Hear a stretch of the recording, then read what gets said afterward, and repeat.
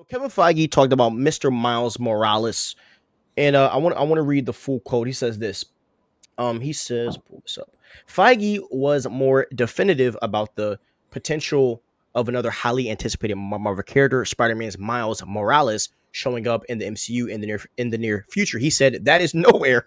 He Mhm. said until Sony Pictures, which holds the film rights to the character, completes its animated Miles trilogy with the 2027 Spider-Man Beyond the Spider-Verse, Feige explained, we've been told to stay away.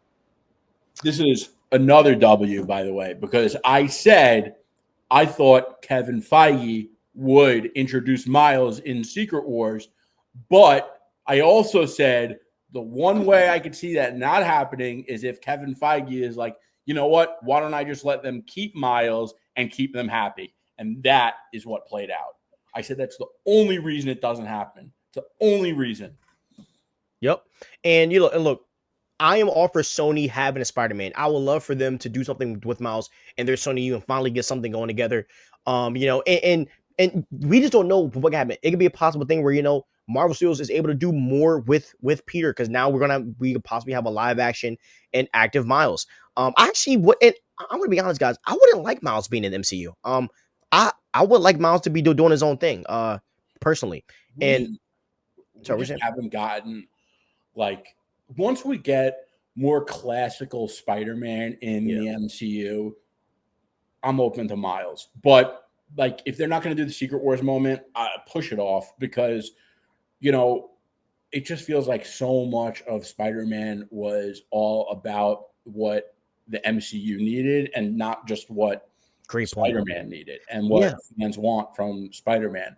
And it sounds like Kevin Feige understands that like Spider-Man is the number one, and Yeah. Spider-Man fans want Peter Parker Spider-Man. We want classical Spider-Man, and that's what they're going to give it to us.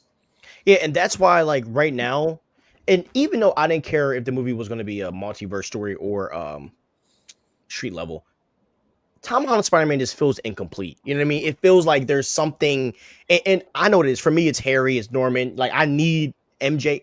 Like I need the group together. I'm sick of seeing Ned all the time. I want the OG. People back. Like there's certain things that I want to see, and I really think that we're going to be getting that with Spider Man. Brand new day and things like that coming out. So that was and that is also a great point that I never thought about. Like they did use Spider-Man 2's like Homecoming and Far From I Home. said that when we Sure. argued it, actually. Yeah, and I know you did, and I probably had some rebuttal, right? But no, but that's a really great point. He was only used to serve the MCU. Um, I need to think of some better rebuttals. Yeah, Yeah. I think it is. Or just don't pick a losing argument. Yeah, just stop talking.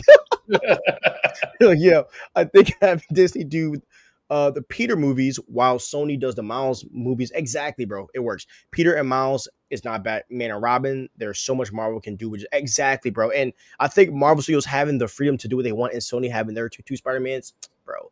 Bro, imagine getting two Spider-Mans. Oh man, that'd be fire. Take the Into the Spider-Verse Miles back into his universe and have him be the live action for now. Yes, and then bro, like there's so many different Spider-Man characters. You really are fiending over Peter, bro. Like, imagine how much money a Spider-Man 2099 movie would do. You know what I'm saying? With all the tech. Come on, bro. So sick. All right.